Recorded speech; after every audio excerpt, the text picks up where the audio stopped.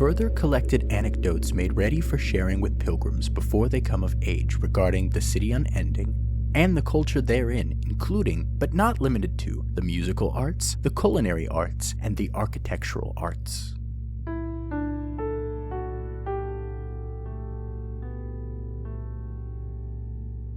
Many believe that it goes without saying that the journey between our eastern settlements and the horizon is a long one, but it bears repeating for those who have never made a journey of thousands of miles before, and that is just the distance before you reach the city, when the methods of transports we have here are ineffective or entirely outlawed. That is to say, on your journey west, you will need rest. More than likely, you will have to rest quite a few times before you ever see the fang-like skyline of the city Unending. And if you feel the need to rest coming on, do not resist it. Embrace it. The setting sun will wait for you.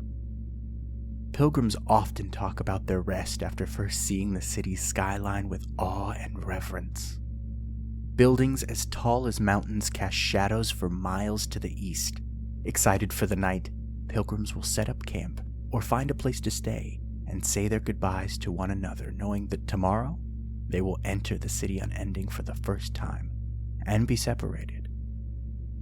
There is laughter and tears, hope that the horizon is coming soon, and fear that they will not see their fellow pilgrims for a long time.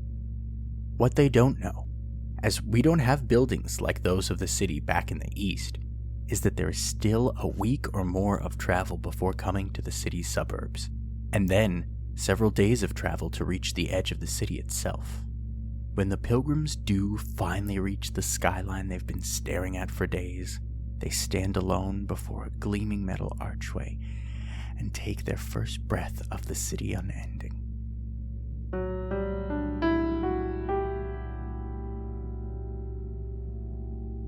The Trumpet Factory, the good one that used to be in the District of Factories but has recently moved to operations to the District of Brass, famously at the heart of the borough Shining, has become something of an ear-sore lately.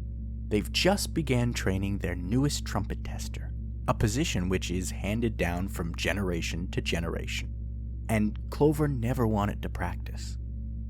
Clover, from before she could understand what it meant, was told that when she was old enough, it would be her turn to take over the family business, and that she should start practicing. The first time she was told this, she was, of course, 1 hour old and could not hold a trumpet. There were still plenty of trumpet-themed toys waiting for her when she got home. A few years later, when she was starting school, Clover's father reminded her that after she graduates, she would become the trumpet tester, and that, if she was feeling up for it, should join the school band. Clover was, of course, in kindergarten at the time, and band wasn't available for 4 more years, not to mention that she had between 12 and 15 years of school before she graduated, depending on if any of her principals went mad with power or not. The reminders kept coming and coming until it was the first day of her final year of school.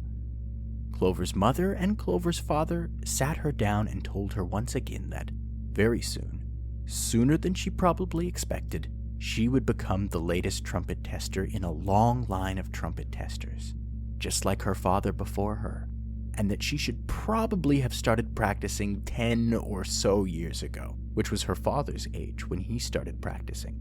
But if she started right now, at this very second, that would be okay too. And also, the school band still has a chair in their trumpet section for her.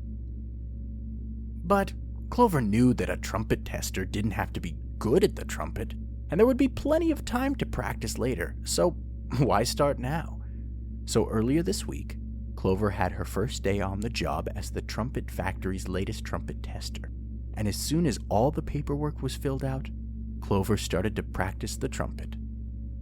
Residents in the nearby apartment building say that she is getting better, but add that better is the only direction she could possibly go.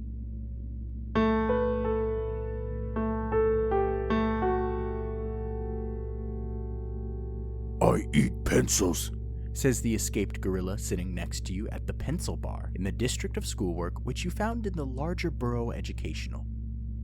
I love to eat them. The escaped gorilla continues, waving down a bartender. "More pencils, please." "And how would you like those pencils, sir?" says the bartender, who is dressed up like a teacher. "No need to call me sir," says the escaped gorilla sitting next to you. "Or ma'am, or anything like that. You can just refer to me as Escaped Gorilla, and I like my pencils medium used." "Very well, escaped gorilla. 1 pack of medium-used pencils coming right up." When the bartender turns around, an apple and some gold star stickers fall out of his pocket. "I like a little bit of point on my pencils, but it's nice to know someone got a little use out of them before I eat them. I like to wonder what great works they were used for." "I'm drawing pictures of butts," says the bartender while sharpening and then scribbling with the last pencil in the box. They drop a plate of slightly stubby pencils before the escaped gorilla, who is watching the news story playing on the bar TV, where an anchor was interviewing a rather desperate zookeeper about a string of recent escapes, all done by one particular primate. "Would you like me to add this pack to your tab?" asked the bartender, as they test all the dry erase markers, trying to find one that works. He puts all the markers, working and otherwise, back in the same pile. "Oh, sure," says the escaped gorilla. "Put it on my tab." And then they turn to you. "So, would you like to try one of my pencils or not?"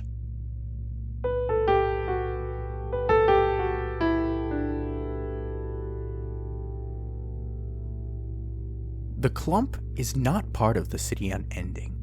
Through legal loopholes and laissez-faire leadership, the clump is under the jurisdiction of a different city, which is on the other side of the world and also no longer exists. Surrounded on all sides by the city Unending, a Frankenstein cube of old buildings, houses, parks, heraldry, and roads all tied, knotted, and taped together rises as a plateau towards the sky. Through the numerous cracks in its facade bleed the sound of an entire new city. Doors at dazzling heights dot the reinforced concrete, all hanging slightly askew to the open air, and any local will tell you to bring your own ladder and keep it on your person at all times. All of this is to say that, should you come across the clump on your journey through the city Unending, don't go there. If you do find it, though, and decide to observe the gargantuan structure from a reasonable distance, maybe from the balcony of a nice coffee shop, you will see dozens of knights in shining armor march along the parapet under a dozen different banners that change with the weeks, and you will see the soldiers, sword in hand, swinging on ropes down the walls and smash through a door to claim a new hallway for whatever lord they're serving this week. And if you find yourself in the cluster, which again we do not advise, you should try the food, which we cannot guarantee is safe to eat, since the smells alone draw food enthusiasts from all around the city to bring their ladders. Those that return tell of narrow alley hallways, strange liquids dripping from the exposed wire ceilings and bubbling up from the patchwork floors, great courtyards with standing armies 100 cavalry strong, with gardens in full bloom under a warm spring sun. And something that is, quote, like a donut, but now every time I have a donut, it's like I'm eating a shadow of that almost donut thing.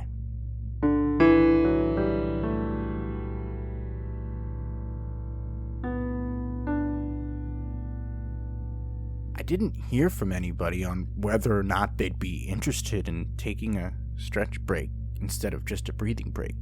So, we're just going to do a breathing break today, which is more than okay, and I would go so far to say that it's important. When you're in the city Unending, it's important to breathe. It's also important to stretch, but just breathing today. You know how this goes. In, hold, out. In, hold, out. In, hold, out. And now we continue.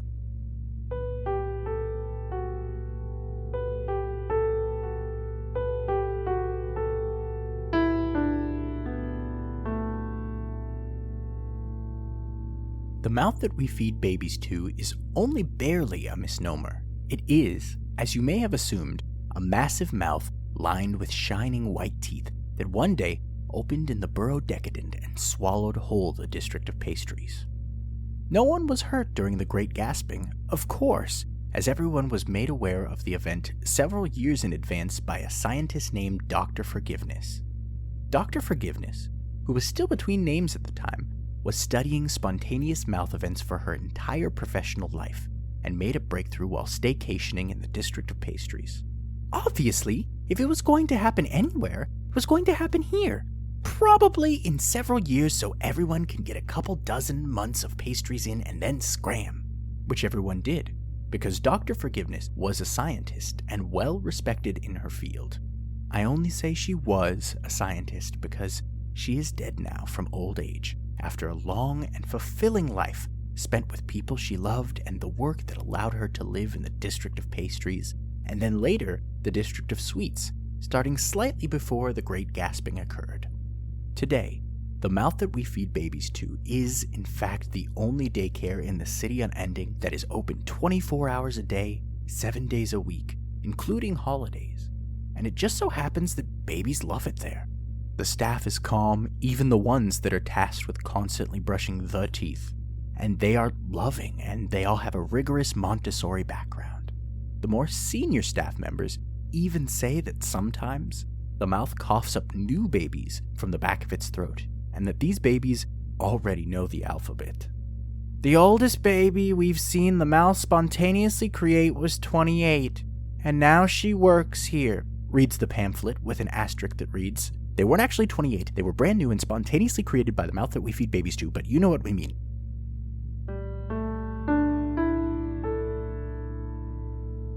Of those few pilgrims who are called by the rising sun back east, there are a handful that talk of whole lives lived in the city unending. They talk of families and careers, of adventures and disaster, and the mundane days of waiting for the toaster to finish only to find that it burnt your bread. They talk of their lives as scholars and thieves and doctors, and in one specific case, a professional snapper, like the thing you do with your fingers. When they all finally left the city unending, sometimes old, sometimes young, and sometimes in between, they waved goodbye to the people they knew there and crossed the western border towards the setting sun. When those called by the rising sun tell us about their journey back, the city is never waiting for them. Those that lived full lives there, younger in spirit than they are in body, or maybe vice versa in some cases, share their tales mostly to remember, or to forget in some cases, but always to prepare you, those that will come of age soon and forge your own journey west. And when that time comes, pilgrim, we can only hope we've prepared you enough, and then you go west, pilgrim.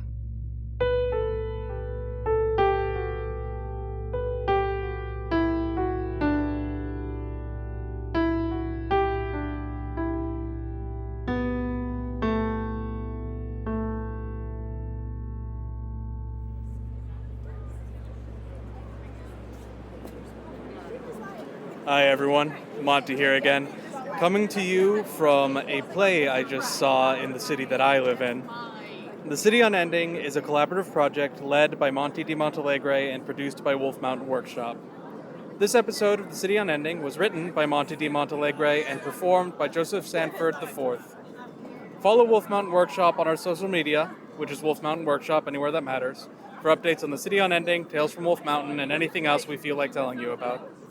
You can also follow me at MD Montalegre, but I'll probably just be posting about this anyway. And of course, you can keep up with Joseph at J4XIV on Instagram. We'll be back next week. Till then, find us and tell us something you love about your city. Bye.